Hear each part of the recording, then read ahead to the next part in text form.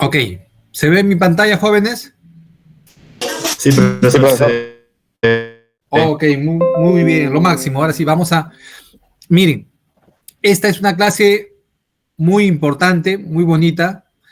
¿Por qué? Porque tiene que ver con el funcionamiento normal a nivel gastrointestinal, ¿correcto? Ustedes son de la Escuela Profesional de Toxicología, ¿está bien? Sí, profesor. Ok, lo máximo, muy bien. Entonces, miren, es importante, ¿por qué, estimados estudiantes? ¿Por qué? Porque, por ejemplo, ustedes siempre se alimentan, ¿no? Nosotros, bueno, siempre nos alimentamos, ¿no? Mañana, tarde o de noche. Y múltiples veces, cuando se altera a nivel gastrointestinal, nos puede dar problemas, ¿no? Nos puede dar enfermedades. Hay también muchos fármacos, muchas drogas, muchas toxinas, ¿no? Que se van a absorber a nivel del tubo gastrointestinal, ¿no? Entonces es importante, primero, para cuidarnos nosotros, para cuidar a nuestros pacientes y para poder conocer mejor la fisiología gastrointestinal. Entonces vamos a tratar este tema. Y miren, acá tenemos un caso clínico de Ricardo. A ver, no sé si alguien me puede ayudar a leer, por favor. No se peleen, uno nomás. A ver quién levantó la mano por ahí. Ya, profesor. A ver, muy bien. Ricardo, de ¿Cuál es su 48 nombre? años. ¿Su nombre? Camones. Camones, muy bien, Camones. Entonces me voy a acordar de usted cuando demos el examen, ahí usted va a tener las fijas. Muy bien, ya. Camones, por favor, ayúdame a leer, ya. Ricardo, de 48 años, con antecedentes de fumador y DBM, Diabetes acude a mellitus. Diabetes mellitus. diabetes mellitus. Fumador y diabetes mellitus acude a emergencias del Hospital 2 de Mayo con TE Tiempo de enfermedad. y a tiempo de enfermedad de 10 horas, luego de la ingesta de chifa, el cual presentó 12 cámaras de deposiciones líquidas, SM Sin y moco. SS. Sin moco. Y Ah, si es ya. sin moco, será sin moco, sin sangre. ¿Sangrado? Sin sangre. Correcto. Continúe. Ya. Asociado a dolor difuso en abdomen, malestar general, mucosas orales secas, ojos hundidos. Ok, muy bien, gracias. Muy bien, Camones. Miren, esto es un caso muy frecuente que se suele ver. Miren, por ejemplo, Ricardo de 48 años, ¿no? Tiene un factor de riesgo que es el ser fumador y otro factor de riesgo la diabetes mellitus. Él, por ejemplo, generalmente nosotros en medicina, ya les cuento, en ciencias de la salud, ¿no? Generalmente utilizamos ciertas abreviaturas, como DBM, que es diabetes mellitus. Otra abreviatura es HTA también, ¿no? ¿Qué significa HTA? HTA. ¿Hepatitis A? Hipertensión arterial. Está cerca, cerca, caliente, caliente. HTA, hipertensión arterial, ¿no? Utilizamos bastantes abreviaturas, pero estas son clásicas, ¿no? Lo que pasa es que había comido chifa y muchas veces el arroz cuando permanece mucho tiempo, ¿correcto? Puede crecer una bacteria, ¿no? El Bacillus cereus, ¿correcto?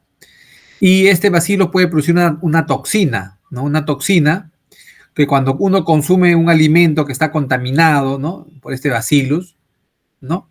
Lo que le sucedió a Ricardo, que va a producirle deposiciones, ¿no? Deposiciones, la toxina, producto de la toxina, ¿no? Y puede producir deposiciones líquidas sin moco, sin sangre. Generalmente, miren, nunca lo olviden, ¿ah? Este dato, generalmente cuando las deposiciones son líquidas, sin moco, sin sangre, generalmente solas se autolimitan. Profesor, ¿qué significa que solas se autolimitan, no?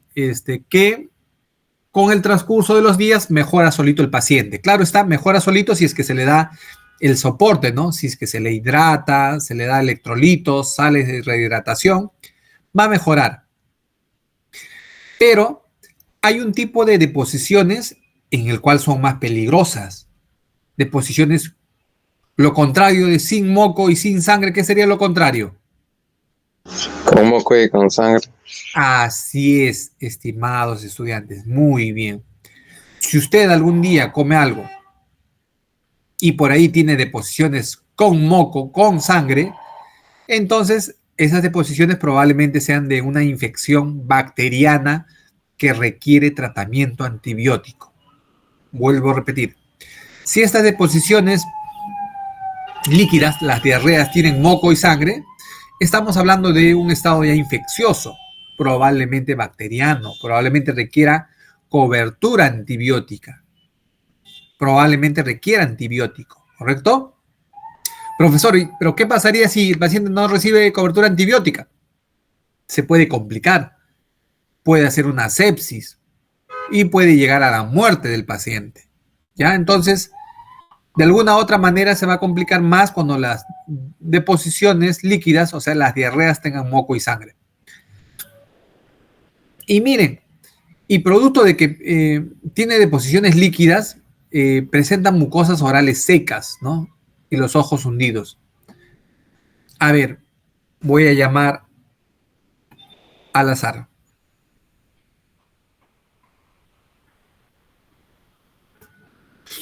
A ver, por ejemplo, Catherine. ¿Me escucha, Catherine? Hola, hija, buenas noches. Catherine, usted me va a mencionar solo una cosa que se pierde cuando la persona presenta diarreas. Cuando una persona presenta diarreas, ¿qué pierde? Una cosa nomás, digamos. Agua, muy bien, lo máximo, felicitaciones. En las deposiciones de diarreas pierde agua. Denise, ¿qué más pierde?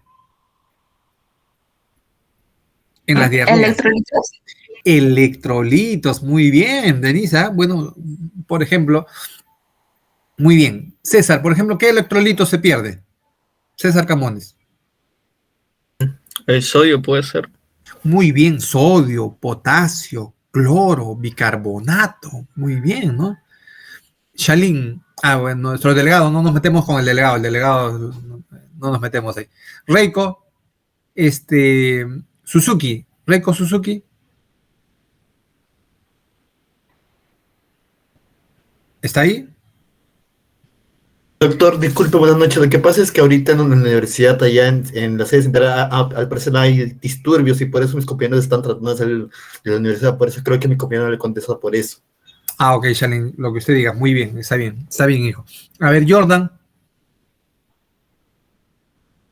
Sí, profesor. Jordan, aparte de cuando una persona tiene diarreas, aparte de perder agua y electrolitos, ¿qué más pierde? No absorbe proteínas. Claro, puede ser que está claro. Algunos nutrientes que se tienen que absorber no se absorben y los puede eliminar, ¿no? Puede eliminar proteínas, grasas, etcétera. Está muy bien, muy bien.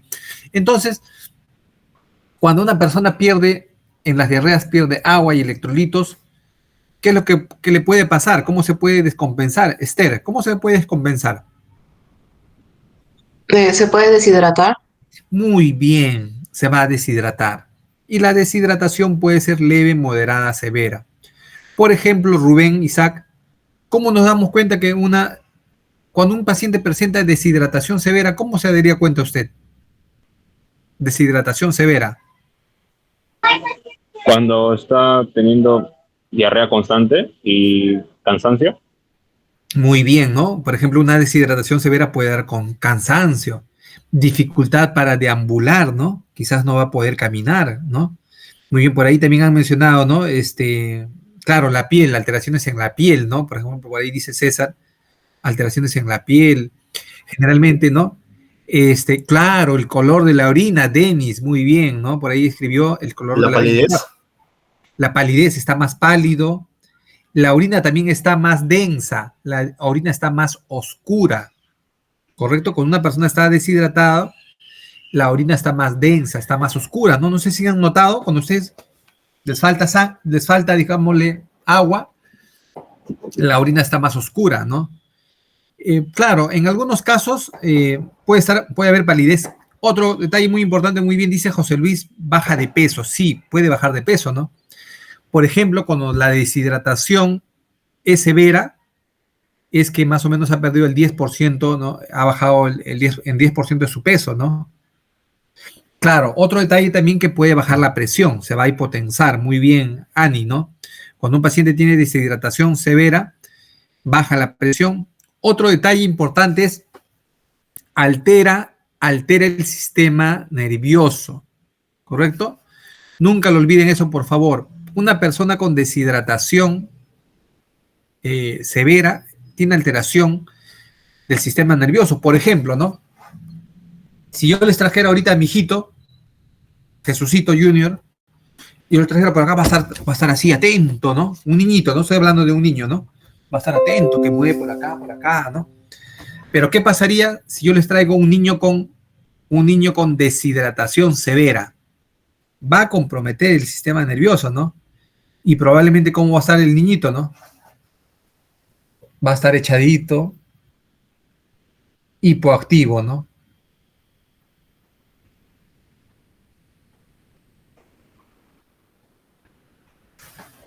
Profesor, no, ese niño probablemente va a estar hipoactivo, hay una disminución, ¿no?, de la actividad, probablemente va a estar letárgico, con sueño, ¿no?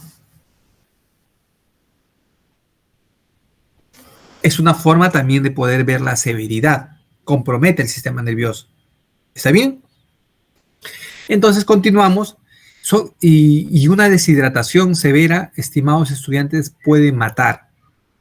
En nuestro Perú, 2 de las causas de mortalidad en los niños son la deshidratación severa, las diarreas con deshidratación severa y las neumonías. Vuelvo a repetir. En nuestro país se mueren, ¿no?, por deshidratación severa, por neumonías, imagínense, ¿no? Entonces, ¿es importante esto o no? Correcto, es muy importante conocer este tema, ¿no? Muy bien. Entonces, si yo tengo un niño con deshidratación severa, está perdiendo bastante líquido, electrolitos, etcétera, por las diarreas, Ani, ¿usted qué haría? ¿Qué haría con una persona o con un niño que se está deshidratando? Le intentaría administrar electrolitos. Muy bien, le administraría agua con electrolitos, correcto. Si ha perdido como una taza, o sea, el volumen de una taza, tiene que reponérsele, ¿no? Se le tiene que reponer. Nunca olviden eso, por favor. Un principio importante es que si pierde como 1 litro, se tiene que reponer como 1 litro. Si pierde como medio litro, se tiene que reponer medio litro. Importante es la reposición, estimados estudiantes, ¿ya? Importante la reposición, porque si no el paciente se va a complicar. Y puedo dar sales de rehidratación, cloruro de sodio, tengo que reponerle volumen. No olvidemos, por favor. Siguiente. Vamos a seguir. ¿Sí? Compartimos pantalla. Vamos a ver. Vamos a ver. Vamos. A ver, un momento.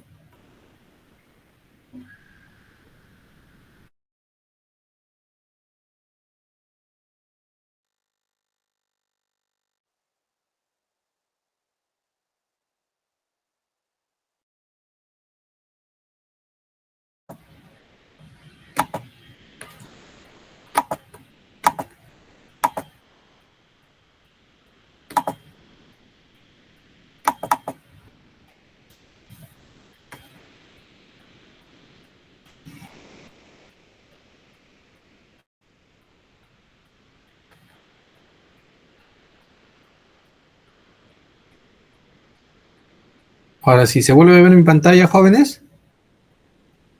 Sí se ve, profesor. Ya, muy bien, perfecto, ¿no? Entonces vemos, miren, vemos que Ricardo está con signos de deshidratación severa. Miren, está con mucosas orales secas, ojos hundidos, trastorno del sensorio. Y la pregunta es, ¿existe alguna alteración en su motilidad intestinal? ¿Existe alguna alteración? Sí, sí existe. Por las Sí deposiciones existe. líquidas. Perfecto, ¿no? Muy bien. ¿Y cómo estará esta motilidad intestinal? ¿Normal, disminuida o aumentada?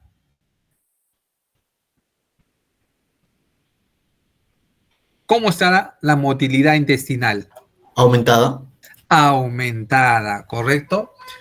Así es. Lo que pasa que cuando existe una toxina a nivel de la mucosa intestinal, gastrointestinal, el organismo es sabio y trata de eliminar.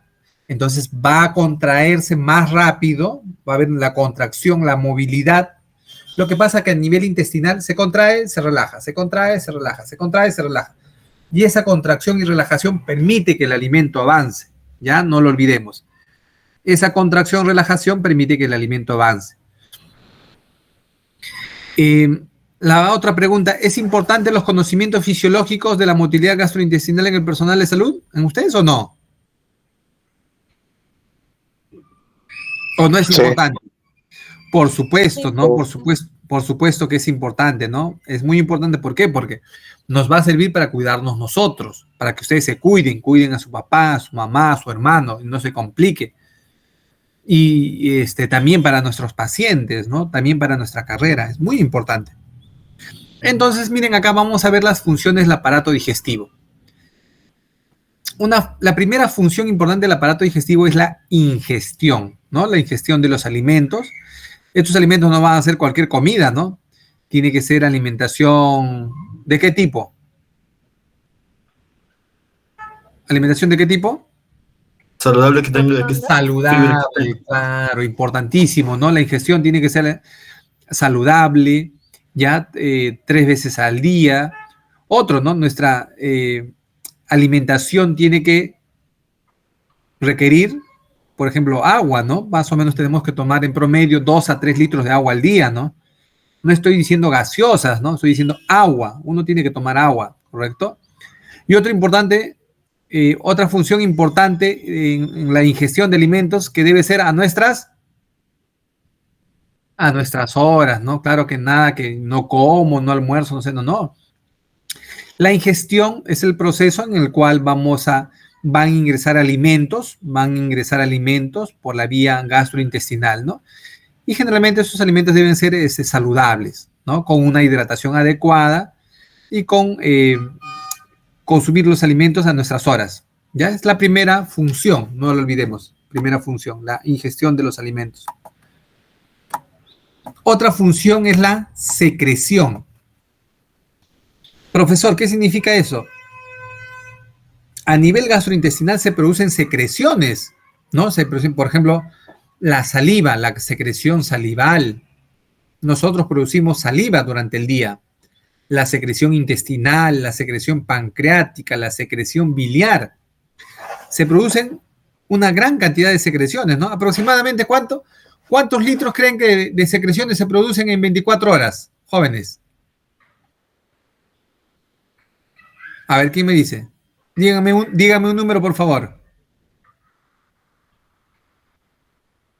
A ver, dígame un número, jóvenes. Muchachos, ¿están ahí? Jóvenes. 300 mililitros. No, 300 litros. En 24 horas, un poquito más.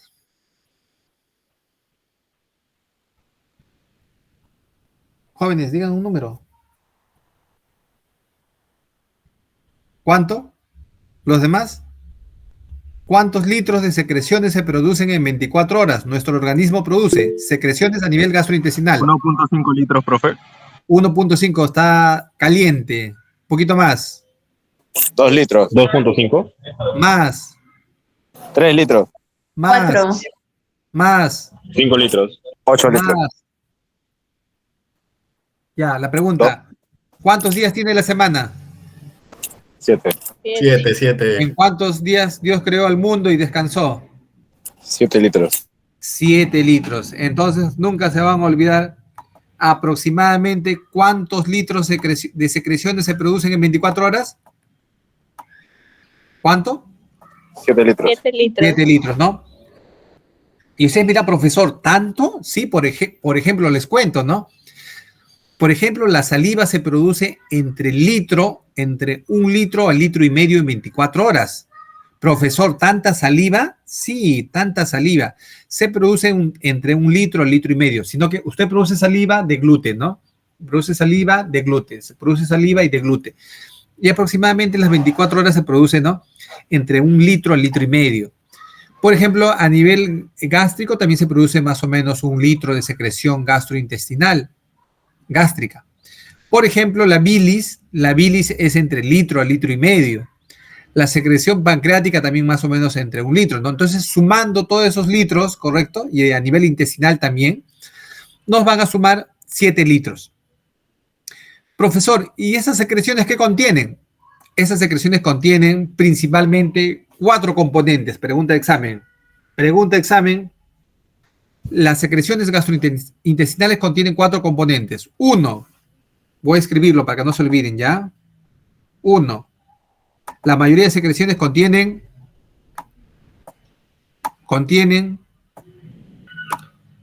la mayoría de secreciones contienen, jóvenes, ¿qué contienen? Agua, correcto. La mayoría de secreciones contienen, ¿qué? Agua. Agua, ¿qué más? ¿Electrolitos? Electrolitos, correcto. Otra cosa que también ¿Amoníaco? ¿Amoníaco? enzimas, ¿no? ¿Amoníaco? Enzimas. Claro, algunas secreciones contienen amoníaco, otras no, pero la mayoría de secreciones sí contienen enzimas. Y por último, la mayoría de secreciones contienen hormonas. Proteínas también. También pueden tener proteínas, está bien. Sí, pueden también tener proteínas. Pueden tener proteínas, ¿correcto? Sí, pueden tener proteínas, ¿no? Como por ejemplo la mucina, está bien. Pero en líneas generales, la mayoría de secreciones, como decimos, la secreción salival, gástrica, la secreción biliar, pancreática, van a contener agua, electrolitos, enzimas y hormonas, ¿ya? Y profesor, ¿y esas secreciones para qué son importantes? Para que se pueda dar el proceso de digestión, ¿correcto? Son importantes para que se dé el proceso de digestión. Otra función importante, jóvenes, otra función importante es la absorción, ¿ya? Otra función importante es la absorción. ¿Qué significa, profesor? Ah, no, disculpen, acá me estoy confundiendo. La mezcla y propulsión. A nivel gastrointestinal se va a dar la mezcla y propulsión. ¿Gracias a qué? Por ejemplo, miren, acá tenemos el tubo gastrointestinal. Ese tubo gastrointestinal en sus capas va a tener tejido muscular. ¿Tejido muscular de qué tipo? ¿Tejido muscular de qué tipo? Muscular. ¿Liso? Liso, muy bien, perfecto, felicitaciones. ¿Quién fue? ¿Nombre? Durán, profesor. Durán, muy bien, Durán. Sí es, profesor. Acá si la pregunta fuera, ¿qué tipo de músculo es? Musculatura lisa. Y la musculatura se contrae, miren, y cuando se contrae en esta región se estrecha y permite el avance del alimento. Luego, en esta región media se contrae y permite el avance, ¿no? Hay procesos de contracción, relajación, contracción, relajación, contracción, relajación, contracción, relajación, y eso va a permitir que avance el alimento. Y esos movimientos de contracción y relajación también van a conllevar a la mezcla, la propulsión, el avance de los alimentos. Entonces, una función del aparato digestivo, la tercera función es la mezcla y propulsión gracias a la contracción, relajación a nivel gastrointestinal, debido a que existe musculatura lisa. ¿Ya? No lo olvidemos, por favor. Otra cuarta función del aparato digestivo es la digestión. ¿Qué significa la digestión? Es un proceso en el cual se va a transformar esas partículas grandes, ¿correcto?, el alimento, en partículas más pequeñas. Por ejemplo, en partículas más pequeñas que se van a absorber, como por ejemplo acá tenemos a la glucosa. Otras partículas más pequeñas, como por ejemplo el aminoácido. Ya tenemos los aminoácidos. Entonces, digestión es una serie de procesos o mecanismos en el cual se va a transformar los alimentos de partículas grandes a partículas más pequeñas. ¿Ya? Profesor, ¿y por qué se transforma en partículas más pequeñas? Para que se pueda absorber. Por ejemplo, se va a absorber glucosa, aminoácidos, dipéptidos, partículas pequeñas. La quinta función del aparato digestivo es la, jóvenes, díganme ustedes. Quinta función. Absorción. Absorción, ¿no? Muy bien. A través de la luz intestinal van a pasar estos alimentos, estos nutrientes, ¿no? eh, por las microvellosidades, por las vellosidades va a pasar ¿a dónde? Al torrente sanguíneo, ¿correcto? Estos nutrientes van a pasar por la mucosa intestinal, va a pasar, por ejemplo, el sodio y otros electrolitos, la glucosa, aminoácidos, dipéptidos, ¿no? Tripéptidos, por ejemplo, agua, y todo eso se va a absorber y va a pasar al torrente sanguíneo, ¿correcto? Y por último, la última función del aparato digestivo es la defecación. Y esta defecación es eliminar las partículas que no son absorbidas, ¿ya? Generalmente la defecación en promedio, la defecación debe ser, ¿cuántas veces al día debemos ir al baño, debemos hacer defecación? Más o menos. 3 veces. 3 veces, ¿no? 3 veces. Si usted come 3 veces, lo normal es que esas 3 veces vaya a hacer deposiciones. ¿Por qué? Porque cuando una persona come, aumenta el peristaltismo. Y cuando aumenta el peristaltismo también se estimula el reflejo gastrocólico, ¿correcto? Y usted va a tener las ganas de hacer deposiciones, ¿correcto? Va a estimular el reflejo gastrocólico. Y también el peristaltismo aumenta. Ya por ahí también, claro, algunas personas quizás ya se han acostumbrado a ir al baño una vez al día, ¿no? Una vez al día, ¿correcto? Pero que vayan al baño a hacer deposiciones cada 2 días, 3 días, bueno, eso ya no, ¿no? Eso es anormal, ¿correcto? No es adecuado. Muy bien, ¿hasta acá se entendió? ¿Se entendió, jóvenes? Muy Sí, bien. profesor. Ok, muy bien. Miren acá qué bonita función, miren acá, miren cómo, miren el proceso de motilidad, miren lo que pasa, miren, hay movimiento a nivel de la boca, miren, ¿no? Movimiento de los músculos, por ejemplo, de la lengua, de los músculos del paladar duro, paladar blando, y miren, este alimento va a pasar, miren por acá, luego por la faringe, luego va a pasar por el esófago, miren, ¿no? Va a pasar porque hay movimientos, hay motilidad, ¿correcto? Por ejemplo, miren acá el bolo que pasa por el esófago, miren contracción, relajación, contracción, relajación, contracción, relajación. Se contrae, avanza, se contrae, se relaja, avanza, se contrae, se relaja, avanza, se contrae, se relaja, avanza, se contrae, se relaja, avanza. Y miren, y logró que el bolo pasara por todo el esófago. Miren, acá se está contrayendo y esto está permitiendo el avance, se contrae, se relaja, se contrae, se relaja, se contrae, se relaja, se contrae, se relaja. Contracción, miren acá, se contracción, relaja, y eso permite el avance del alimento, gracias a la motilidad, al movimiento, ¿no? De la musculatura, sobre todo la musculatura lisa. Muy bien. Por ahí alguien tiene su audio prendido, por favor. ¿Tiene su audio prendido alguien? Miren, miren, alguien tiene su audio prendido.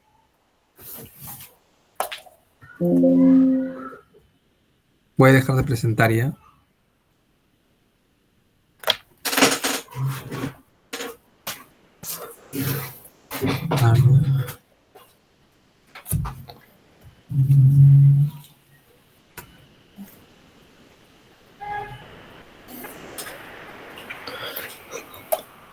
A ver, un rato, jóvenes.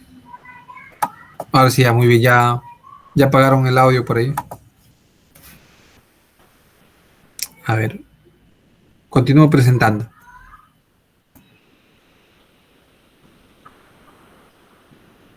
Muy bien. ¿Se ve mi pantalla? Dice inervación de las glándulas salivales.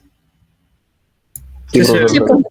Ya, muy bien. Miren, esto es algo muy bonito, ¿ah? Miren, presten atención, por favor, miren. Esta es la lengua. Esto vendría a ser la lengua. Esto vendría a ser el tronco cerebral. ¿Ustedes ya llevaron anatomía? Sí, sí, sí. Ah, ya, muy bien, ¿no? Ya, perfecto. Entonces son unos tromens en anatomía. Entonces, miren, esta es la lengua, este es el tronco. Estas son las glándulas salivales. Miren, acá tenemos a la glándula parótida, la glándula sublingual, la glándula submandibular, ¿no? Que están alrededor de la boca, ¿no? ¿Ya? Por ejemplo, miren, ¿qué es lo que sucede? Por ejemplo, en la lengua, cuando usted consume algún alimento, ese alimento puede ser un alimento dulce, salado, amargo, ¿correcto? A nivel de la lengua hay receptores, ¿no? Hay receptores para lo dulce, para lo amargo, para lo agrio. Y luego que se estimulan esos receptores, ¿correcto? Disculpen, esos receptores van a estar unidos ¿a qué? A terminaciones nerviosas, a fibras nerviosas. Entonces, esa información que es recepcionada en el receptor va a viajar por fibras nerviosas, por fibras nerviosas. Y eso lleva información por esas neuronas y van a llegar a dónde. Esa información llega a dónde? Al tronco cerebral. Y en el tronco cerebral hay unas zonas conocidas como ¿cómo se llama esta región? Núcleos salivales, ¿correcto? Núcleos salivales en el tronco cerebral. Luego de esta región van a salir nervios, ¿correcto? Nervios, ¿no? Como por ejemplo ramas del nervio facial. Van a llevar inervación ¿hacia dónde? Hacia las glándulas salivales, ¿correcto? Entonces, ¿qué quiere decir eso? Por ejemplo, cuando usted está probando un alimento, se estimulan receptores, está consumiendo un alimento, se estimulan a nervios, llevan la información al tronco cerebral, se estimula los núcleos salivales, luego se lleva información a las glándulas salivales. ¿Y qué van a hacer las glándulas salivales? Se van a contraer, van a producir mayor secreción, ¿ya? Entonces, cuando usted consume un alimento, vía oral, se produce más saliva. Profesor, ¿y eso solo cuando se estimula la lengua? No. También, por ejemplo, cuando nosotros olemos, vamos a oler un alimento, se estimula, por ejemplo, algunos receptores de la mucosa nasal, y esos receptores van a llevar información por nervios, ¿correcto?, hacia los núcleos salivales, y luego se lleva información hacia las glándulas salivales, y se produce secreción salival. Entonces, hay diversos estímulos, por ejemplo, el estímulo, por ejemplo, a nivel del gusto, ¿no? ¿no? Cuando se estimula la lengua, el estímulo olfatorio, todos esos estímulos en esas regiones van a ocasionar que los receptores se estimulen, luego va a llegar la información a los núcleos salivales y se produce más saliva. Entonces, cuando usted va a oler un alimento, va a producir más saliva. Cuando usted prueba un alimento, produce más saliva. Cuando usted también ve el alimento, también produce más saliva. ¿Ya? ¿Se entendió, jóvenes, hasta acá? Sí, profesor. ¿Alguna pregunta? Muy bien, muchachos. ¿Alguna pregunta? Todo bien, profesor. Todo bien, muy bien. Está interesante, miren. Y esto, miren, estimados estudiantes, también en esta diapositiva siempre hacemos preguntas. Miren, siempre hay preguntas. Miren, pregunta, por si acaso. ¿Ya? Acá tenemos a la mucosa. Miren, tenemos acá la mucosa. Este es un corte del intestino, ¿ya? Este es un corte transversal del intestino. Acá esto vendría a ser la luz intestinal, la parte interna, y esto vendría a ser la parte más externa, ¿no? Externa. ¿Se ve mi puntero que estoy utilizando? ¿El punterito? Sí, profesor. Ya, muy bien. Vamos a ver las capas más internas. Por ejemplo, la capa más interna vendría a ser, ¿cuál vendría a ser la capa más interna? Esta. La capa más interna. La mucosa. La mucosa, ¿no? La mucosa. En la mucosa vamos a encontrar una gran cantidad de células. En esta mucosa, por ejemplo, se van a producir secreciones, mucosa. Y debajo de la mucosa, ¿qué vamos a encontrar? Debajo de la mucosa, ¿qué vamos a encontrar? Acá. La submucosa. La submucosa, ¿no? La submucosa principalmente constituida de tejido conectivo, ya tiene tejido conectivo. Luego, más externamente, vamos a encontrar la capa,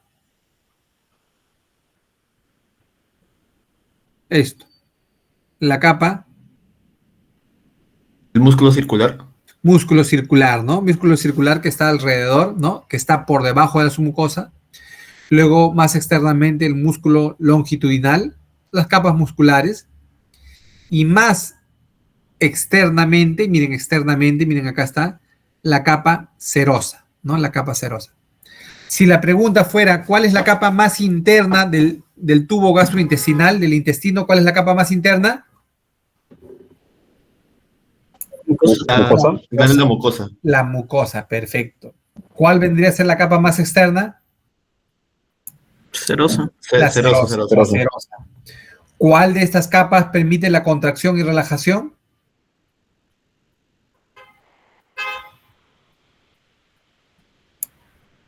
Yo diría músculo circular, pero no estoy seguro. Así es, claro, la capa muscular, ¿no? La capa muscular, tanto la circular y la longitudinal son las que se contraen, ¿no? Se contrae, se relaja para que permitan la peristalsis, el movimiento. Otro, miren, acá hay un detalle muy importante, miren, pregunta examen. Para que este músculo se pueda contraer, ustedes lo han visto eso en anatomía, para que un músculo se contraiga, tiene que tener estímulo,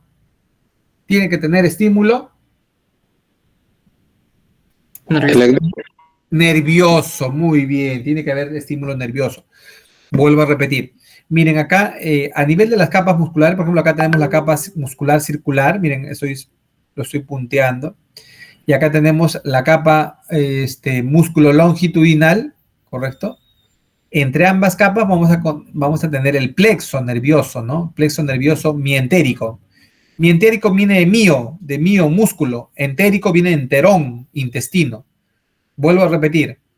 Mío, profesor, por acá dice mie, ¿no? Pero bueno, mío, mío significa músculo, ¿no? Músculo. Entérico viene de enterón. ¿Qué significa enterón? Enterón significa intestino, ¿ya? Entonces, entre estas dos capas musculares vamos a encontrar el plexo nervioso. Y este plexo nervioso, ese estímulo, ¿correcto? El tejido nervioso va a estimular al músculo para que se pueda contraer, ¿no? Los nervios estimulan a los músculos para que se pueda contraer. Entonces, pero también hay otros plexos, ¿no? Otros nervios, ¿no? Por ejemplo, el plexo de Meissner, ¿no? El plexo de Meissner va a estimular específicamente ¿qué capa? ¿Qué capa estimula el plexo de Meissner? La capa...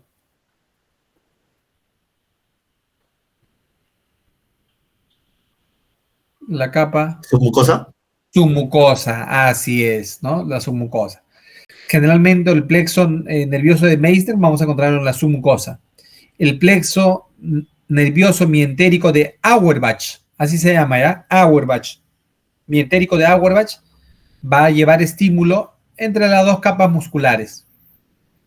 Plexo nervioso de Meissner estimula la submucosa.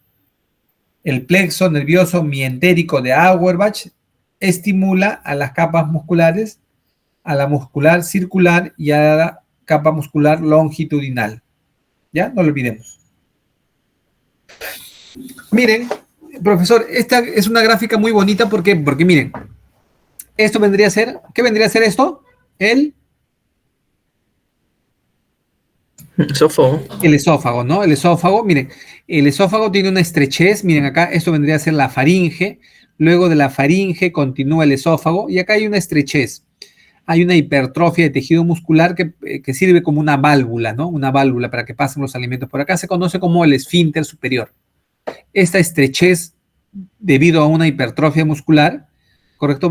Es como una válvula, ¿no? Permite el pasaje de los alimentos. Miren, acá también tenemos otra estrechez, ¿no? Si acá hay un esfínter superior, acá habrá un esfínter inferior, ¿no? Inferior. Y hemos dicho, miren, para que se pueda dar el proceso de contracción muscular, tiene que recibir estímulo. Para que se pueda dar la contracción muscular. Nervioso, estímulo nervioso. Estímulo nervioso, muy bien, muy bien. Y es por eso que vemos estas gráficas. Eso, profesor, ¿qué son estas gráficas?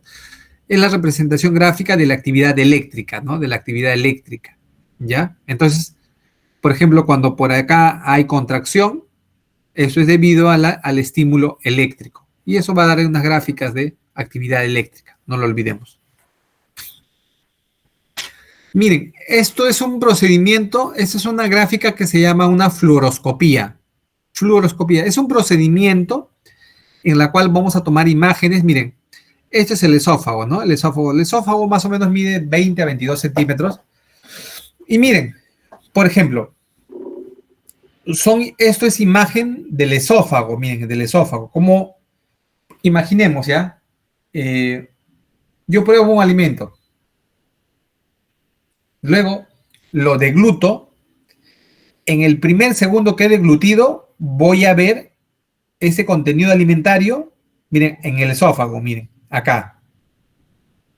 Pero ¿qué pasa cuando yo degluto y pasan 3 segundos, 3.3 segundos, ¿el contenido alimentario estará en el mismo lugar o qué ha pasado? Va aumentando. Ya, muy bien, va aumentando. ¿Algo más? Con el transcurso de los segundos, ¿qué pasa con ese contenido alimentario cuando está en el esófago? ¿Qué pasa? ¿Se queda en el mismo lugar? En realidad baja, ¿no? Baja, correcto. Eso es lo que usted ve. Miren, por ejemplo, en el segundo 1, post-deglución, los alimentos estarán por acá. En el segundo 3.3, después de deglutir, los alimentos estarán por acá. Y después de 6 segundos, ¿dónde van a estar los alimentos? Luego la deglución. ¿Dónde van a estar?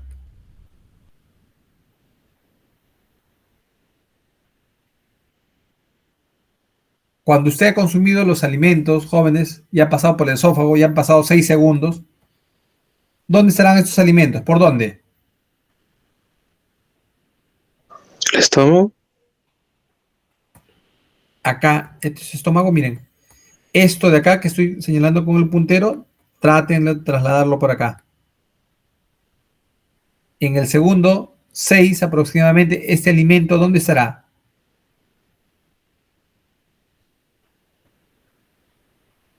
Estará en la parte inferior del esófago, jóvenes, ¿correcto? O sea, estas son gráficas. Eso es un procedimiento que se llama fluoroscopía. Es algo similar como una radiografía, ¿no? En una radiografía se van a ver órganos internos. En una fluoroscopía también se van a ver órganos internos, ¿no? Por ejemplo, ¿no? Y acá, por ejemplo, esta es una imagen del contenido alimentario que está en el esófago, en la parte superior. Por ejemplo, esta imagen es 5 segundos después que ha deglutido y el alimento ya no va a estar en la parte superior. Este alimento ya va a estar en la parte inferior del esófago, ¿correcto? Y aproximadamente 8 segundos después de que usted ha deglutido, ¿no? Por ejemplo, yo estoy masticando, por ejemplo, un ejemplo, un pan con chicharrón. Estoy masticando. Degluto. Y cuando yo degluto va a pasar por la faringe, por el esófago.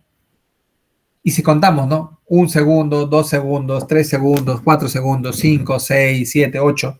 Después de 8 segundos, el alimento continuará estando en el esófago. Después de 8 segundos.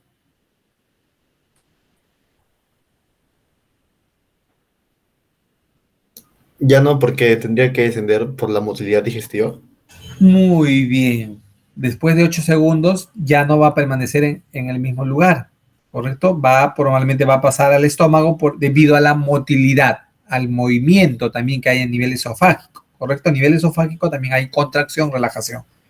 No lo olvidemos. Miren, acá hay algunas sustancias que van a, por ejemplo, miren, les había comentado, acá está el esfínter esofágico superior y esfínter esofágico inferior, ¿no? Por ejemplo, por acá vamos a encontrar, por ejemplo, al estómago, ¿no? Acá va a estar el estómago. Voy a hacer un dibujito acá del estómago, ¿no?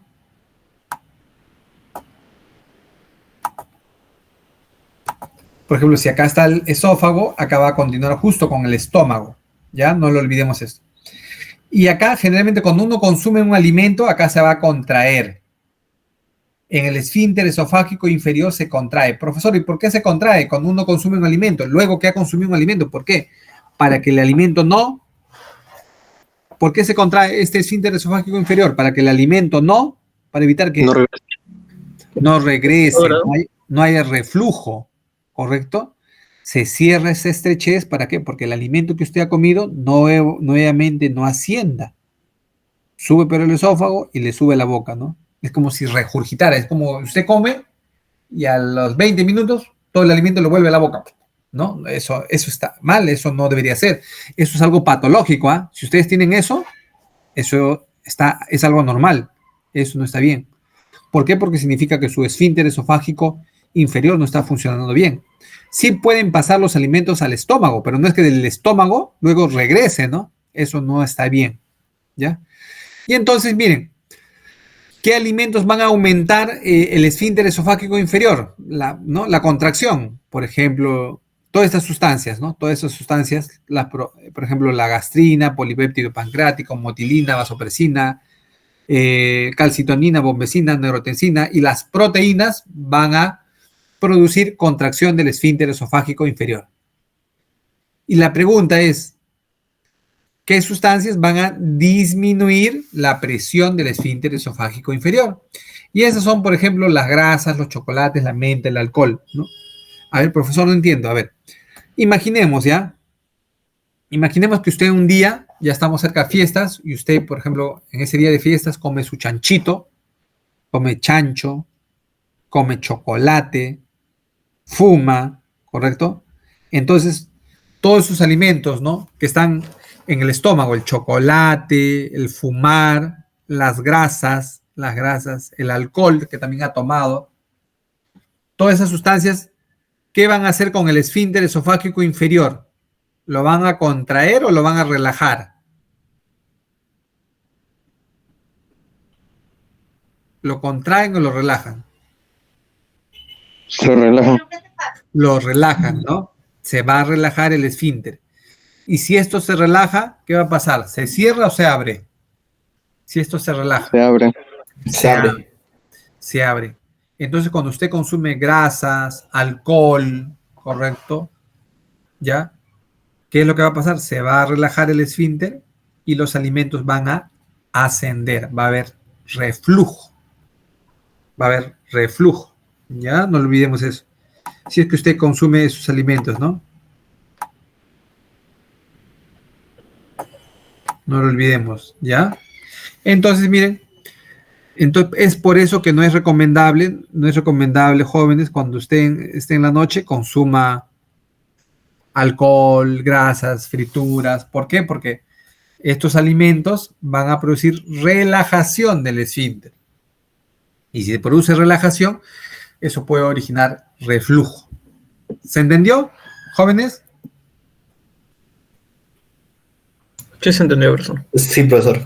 Ok, muy bien, estimados estudiantes. Miren acá, por ejemplo, miren, vamos a ver, por ejemplo, miren, generalmente, miren, vamos a ver, miren, esto vendría a ser el esófago, miren, esto es el esófago, este vendría a ser el esfínter esofágico superior, esfínter esofágico inferior, estómago, ¿no? Estómago, esófago, estómago, esófago, estómago, y en una persona normal. Generalmente en una persona normal o en una persona posparto, el esfínter esofágico inferior está bien contraído. Y el esfínter pilórico también está bien contraído, ¿no? Pero ¿qué es lo que pasa durante el embarazo? Por ejemplo, durante el embarazo, vamos a poner en la semana 12, ¿cómo está el esfínter esofágico? ¿Cómo está acá?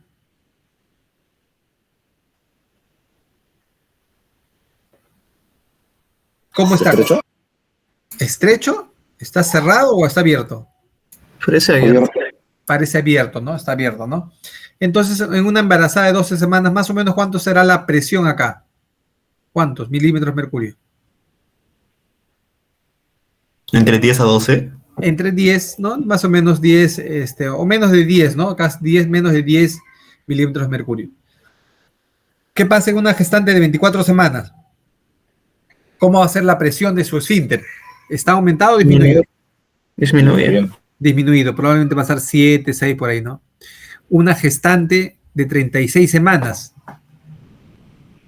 ¿Cómo se sigue Creo el disminuyendo? 5, ¿no? Así es, más o menos 5, así pareciera, ¿no? Entonces, profesor, cuando una mujer está gestando, se produce una hormona que se llama la progesterona. La progesterona es una hormona a favor de la gestación. Progesterona, progestación. La progesterona es una hormona que está a favor de la gestación, ¿no? ¿Ya? Y entonces, ¿y qué sucede cuando ya la mujer da luz? ¿Qué pasa con el esfínter esofágico inferior? Se cierra, se contrae, porque ya no está produciendo la hormona progesterona, ¿correcto? ¿Y qué ha pasado? Miren, ¿qué ha pasado con esta presión? Probablemente a cuánto vuelva su basal. A 20. A 20, a lo normal, ¿no? Lo normal por encima de 20. Entonces, ¿qué significa? En las gestantes, generalmente, debido al estímulo hormonal, a la progesterona, el esfínter esofágico inferior está aumentado o disminuido. La presión. Disminuido. Disminuido. ¿Se entendió? ¿Hasta acá alguna pregunta, jóvenes? ¿Hasta acá alguna pregunta? Pregunte, por favor, pregunta, comentario.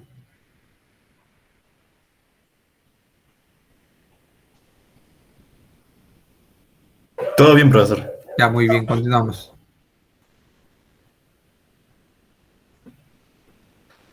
Miren, esta es una clasificación de Hill. Miren, acá, esto es el esfínter esofágico. Miren, acá, por acá está pasando el endoscopio. Miren, una clasificación de Hill es para que, sobre todo es para ver cómo está el esfínter esofágico, ¿no? Esto es la mucosa gástrica, este es el esfínter. Miren acá, a la justa pasa el endoscopio. Y miren acá en esta clasificación 4, ¿cómo está el esfínter? ¿Está muy estrecho, muy cerrado o está abierto? Está estrecho. Está, a ver, quizás la pregunta no fue buena. Mi pregunta, ¿está cerrado o está dilatado?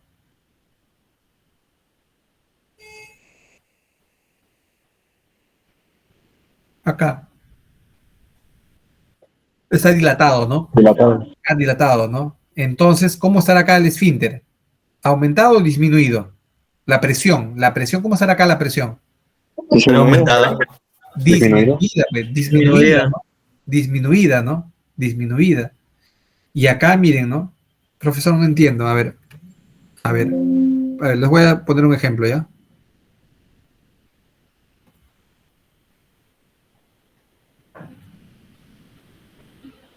A ver, vamos a poner un ejemplo para que se entienda eso de contracción, relajación. Por ejemplo, si alguien abraza a alguien, miren. Le estoy abrazando. Contraído. Estoy contraído. Y ahora miren, imaginemos llego a casa después de tener trabajo todo el día y me echo en mi cama. Ahí me relajo, ¿no? Ya no estoy contraído, ¿no?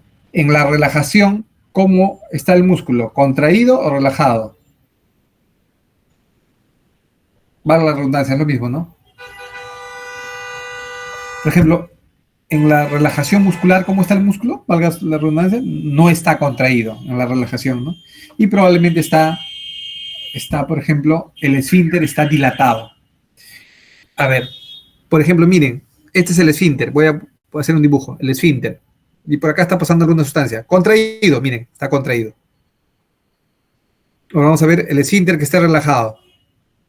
Correcto. Si el esfínter está relajado, el esfínter está dilatado. Se contrae, se cierra.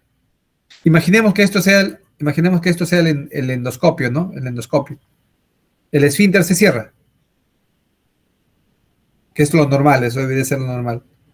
El esfínter se relaja. ¿Correcto? Por eso va a usted ver esta imagen. Entonces, miren.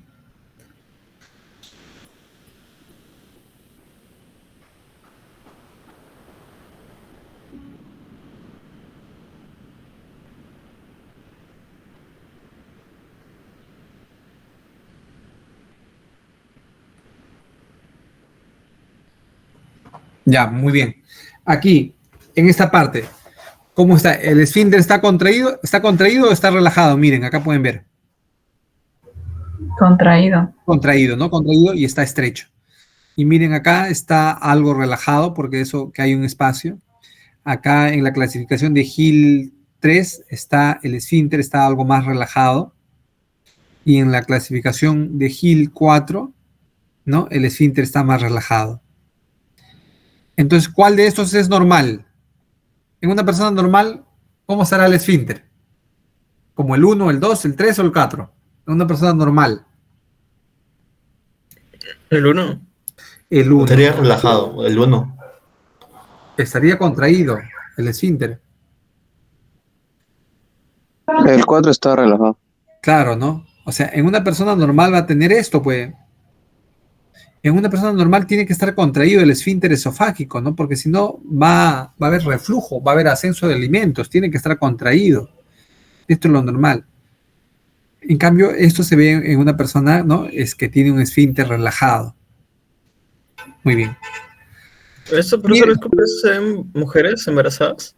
Así es, eso se da en mujeres embarazadas, por ejemplo, ¿no? Eso se da en mujeres embarazadas, se da en personas que, por ejemplo, comen grasas, chocolates, en los grandes obesos, si usted consume alcohol, si usted consume grasas, frituras, lo que va a hacer es que su esfínter esofágico inferior se relaje y eso va a ocasionar reflujo.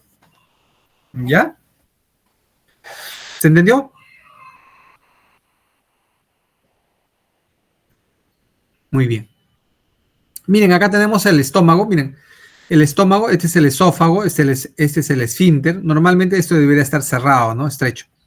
Esto es la región del fundus, esta es la región del cuerpo y esta es la región del antro, ¿no?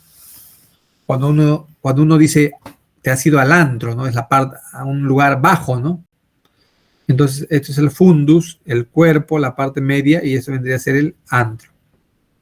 Generalmente cuando ingresa el alimento, hay una zona que se llama la zona de relajación receptiva, se relaja. O sea, cuando una persona recibe el alimento, el estómago se relaja para que se amplíe.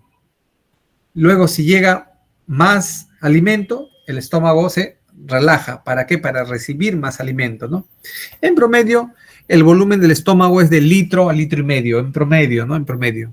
Claro que algunas personas obesas, que comen muchísimo, están en sobrepeso, el volumen del estómago puede ser mayor, ¿no? Puede ser hasta 2 litros, por ejemplo. Entonces, hay una región en el cuerpo del estómago que se llama la zona de relajación receptiva, cuando se recibe el estímulo, ¿no? Por ejemplo, ingresa un alimento, cuando ingresa un alimento, ¿qué es lo que va a ocasionar? Cuando ingresa un alimento al estómago, se relaja, se relaja. Se relaja la pared del estómago. ¿Pero por qué se relaja? Para que reciba más nutrientes, ¿ya? Miren, esta es una gráfica muy interesante. Miren, vamos a ver, miren, a ver, por favor. Esto lo van a dominar, pero por favor quiero que estén atentos. Miren, esto es un estómago Vacío. vacío, ¿no? Vacío, ¿no? Vacío, mira. Vamos a ver, miren. De rojo vendría a ser la presión. Vamos a ver cómo está la presión, ¿no? Miren, vamos a ver acá. A ver. De rojo es una persona normal, ¿ya? Por ejemplo, si imaginemos, alguno de ustedes consume un alimento, ¿correcto? 200 mililitros de un alimento. ¿Cómo va a estar la presión intraluminal? Se mantiene. Es constante. Así se mantiene, ¿no? Menos algo de 20. En el estómago, la presión en el estómago va a ser 20. ¿Qué pasa si una persona come un poquito más? Come 400 mililitros. ¿Cómo estará la presión a nivel del estómago? Sigue manteniendo. Se sigue manteniendo. Se sigue manteniendo. ¿Qué tal una persona come un poquito más y más y ha ingresado a tu estómago 600 mililitros?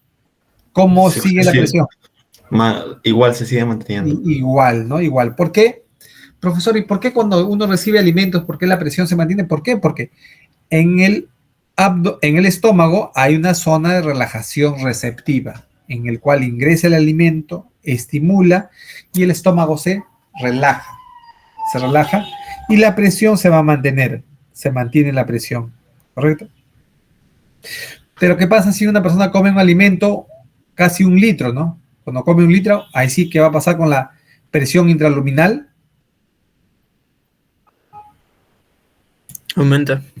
Aumenta, ¿no? Cuando está Empieza a aumentar. Así es, comienza a aumentar. Y por eso que usted va a sentir sensación de llenura, ¿no?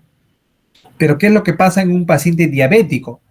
En un paciente diabético los nervios se dañan. Por ejemplo, ¿qué pasa cuando el nervio vago se daña, ¿no? Por ejemplo, cuando usted consume un alimento 200 mililitros, ¿qué va a pasar con la presión del estómago? Aumentaría. Empieza a aumentar. Correcto, comienza a aumentar, ¿no? ¿Qué pasa si, mira, una persona con vagotomía se le ha quitado el nervio vago, ¿no? ¿Correcto? O en los diabéticos, ¿no? También se daña el nervio vago.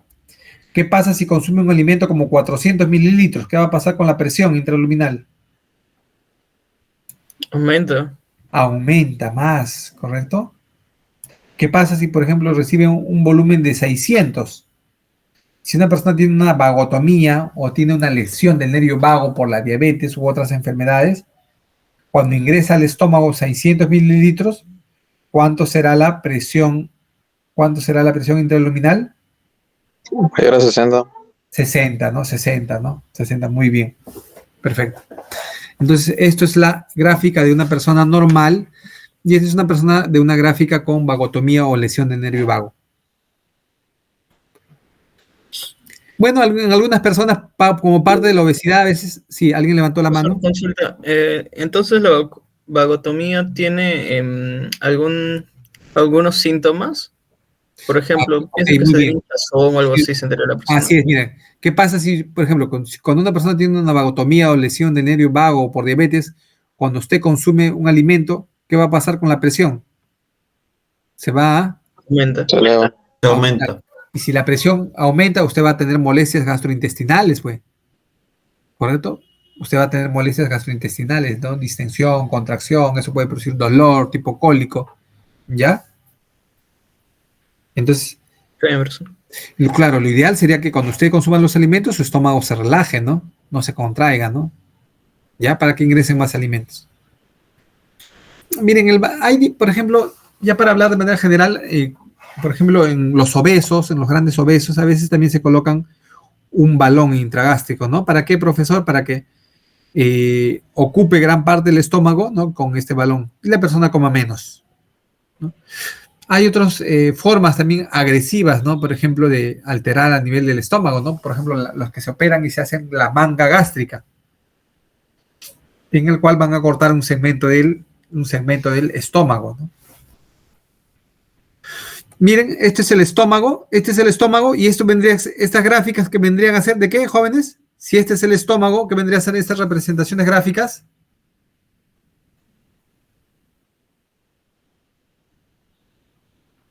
La actividad eléctrica del músculo. Así es. Las del músculo. No, miren, por acá hay, en el punto 1, miren, hay poca actividad eléctrica. En esta región hay poca actividad eléctrica. En el punto 2 hay actividad eléctrica, ¿no? Hay actividad eléctrica. Y este estímulo eléctrico va a llevar, valga la redundancia, estímulo a los nervios, ¿no? Este estímulo a los nervios va a llevar inervación a los músculos, a la musculatura lisa. Por ejemplo, a ver, profesor, no entiendo, dibújelo. Por ejemplo, hay nervios. A ver, un ratito.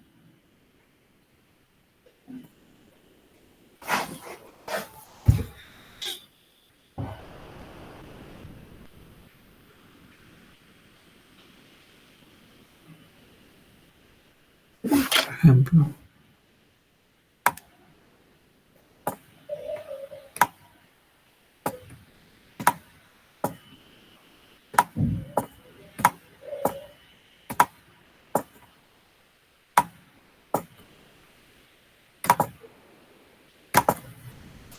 Ya, muy bien.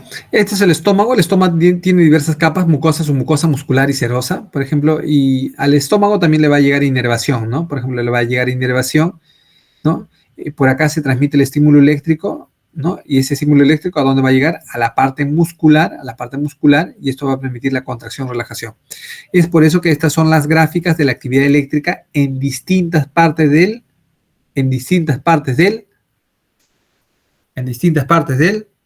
El estómago. del estómago, ¿no? Entonces, si hay actividad eléctrica, hay contracción. Si hay actividad eléctrica, hay contracción. Si hay actividad eléctrica por acá, contracción. Si hay actividad eléctrica por acá, contracción. Si hay actividad eléctrica por acá, contracción. Si hay actividad eléctrica por acá, contracción. ¿Ya?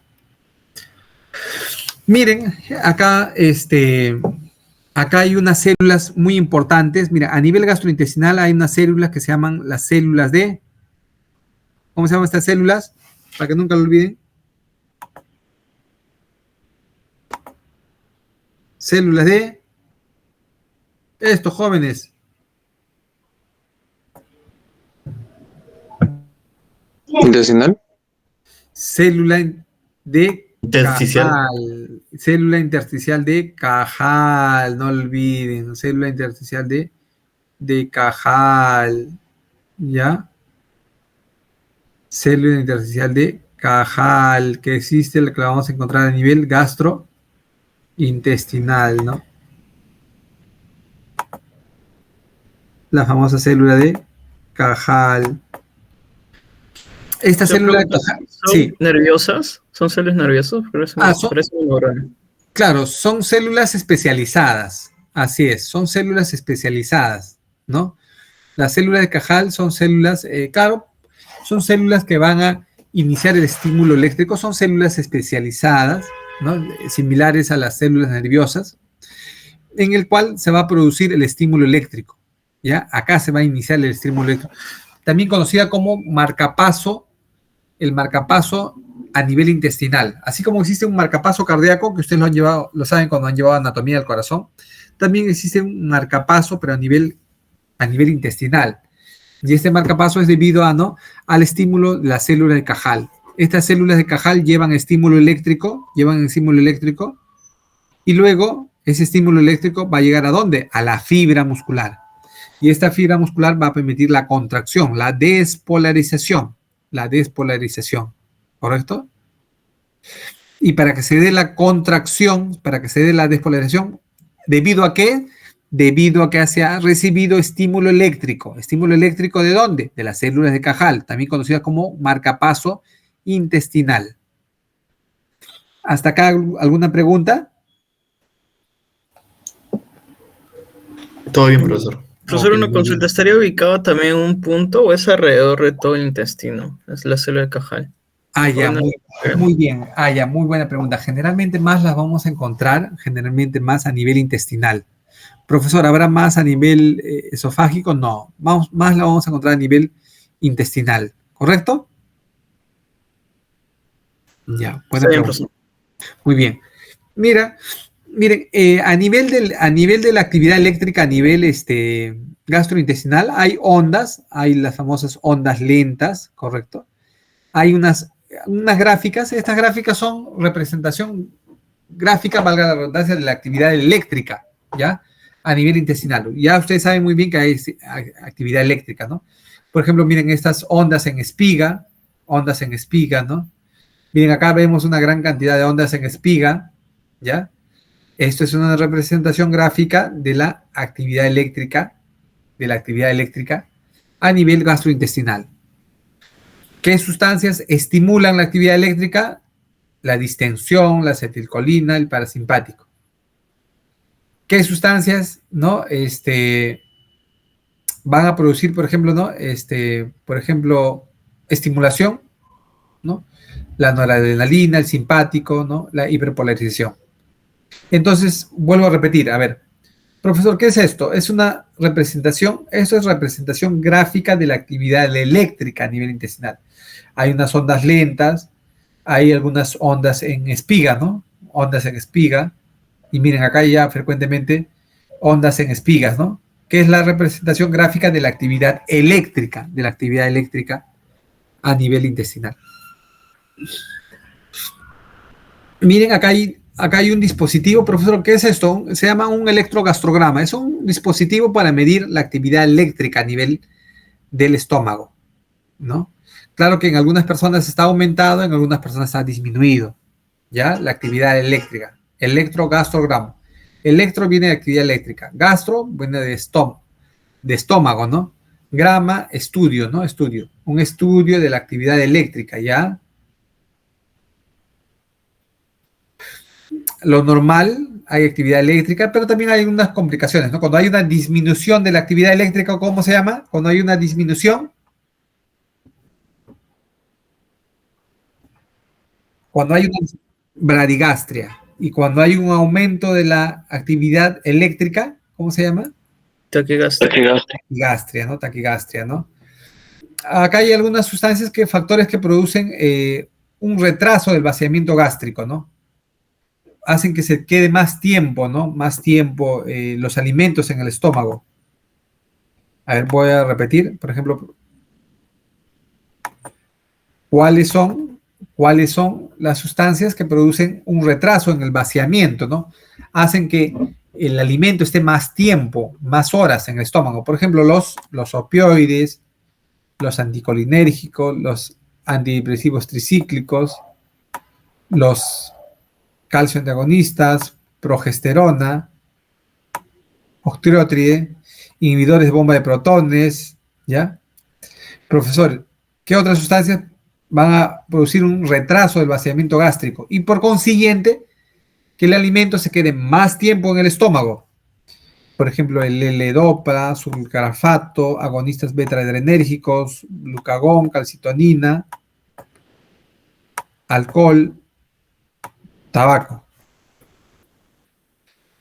¿Y cuáles son las sustancias que aceleran, aumentan el vaciamiento gástrico? O sea, hacen que salgan los alimentos, ¿no? Que salgan más rápido, ¿no? Del estómago y pasen al esófago, al intestino. ¿Cómo se llaman esas sustancias?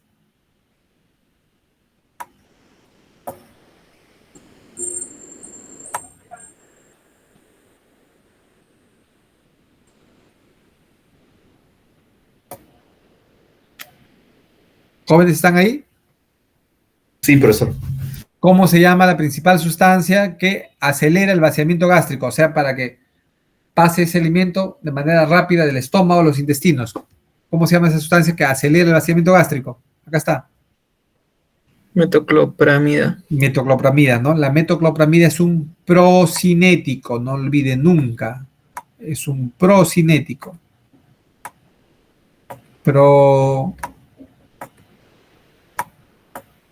Si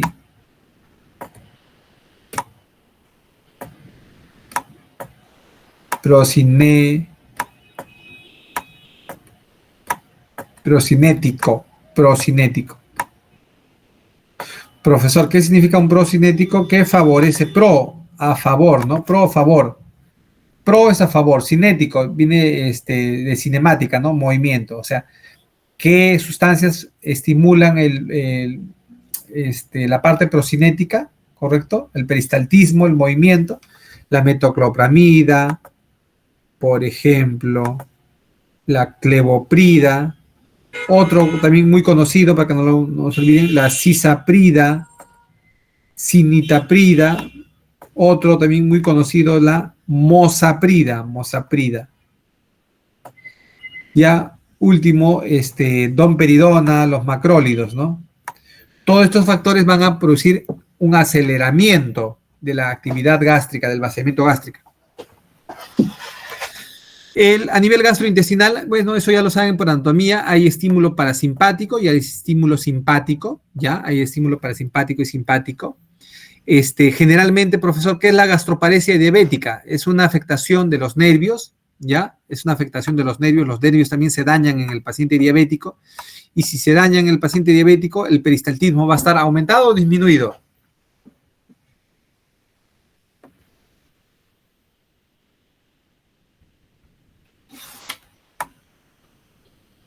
Disminuido. La paresia es la disminución del movimiento. Gastroparesia diabética. Disminución del movimiento debido a afectación nerviosa. Ya no lo olviden nunca. La gastro viene de estómago. Paresia, disminución del movimiento. Diabética, por diabetes. O sea, gastroparesia diabética es una lesión en la cual el peristaltismo está disminuido, la motilidad está disminuida debido al daño nervioso. En promedio, miren, por ejemplo, cuando usted come un alimento, ¿cuánto tiempo se demora en pasar por todo el esófago?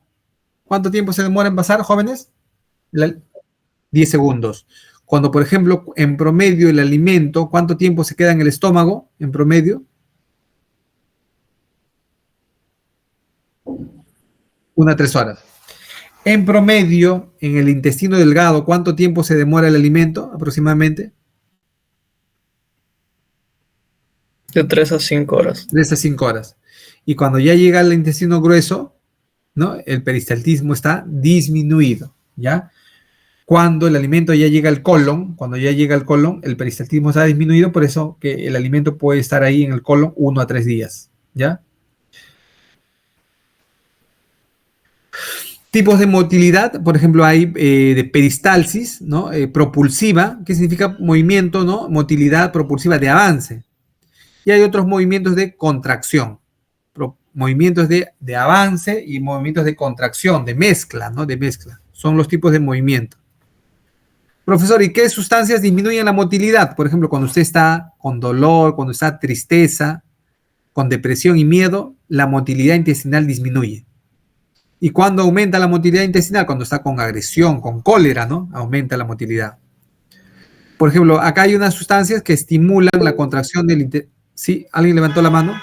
¿Y por qué se debería que disminuye la contracción, profesor? Ah, Cuando están con depresión, tristeza. ya, porque muy buena pregunta. Lo que pasa que cuando está con depresión, tristeza, usted disminuye en tus niveles de serotonina. Y la serotonina es una sustancia que tiene que ver con la motilidad intestinal, ¿correcto?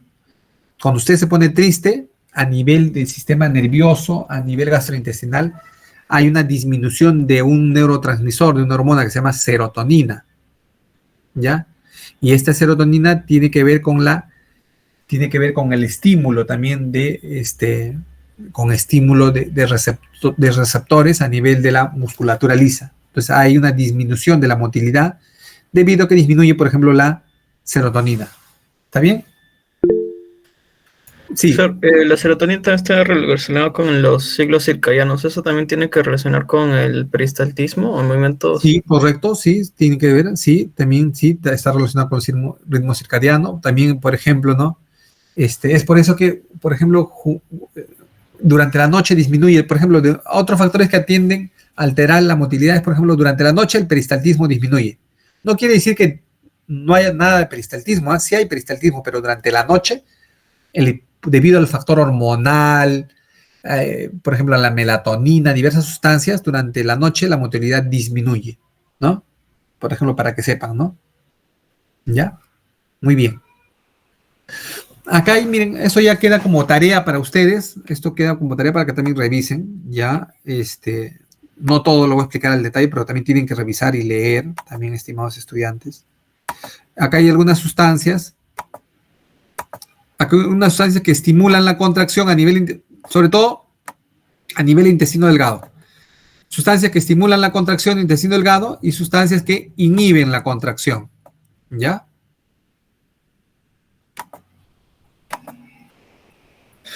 Miren, también algo importante también a nivel del colon también hay contracciones, ¿no? Pero con el complejo migratorio, mayor migratorio, ¿no?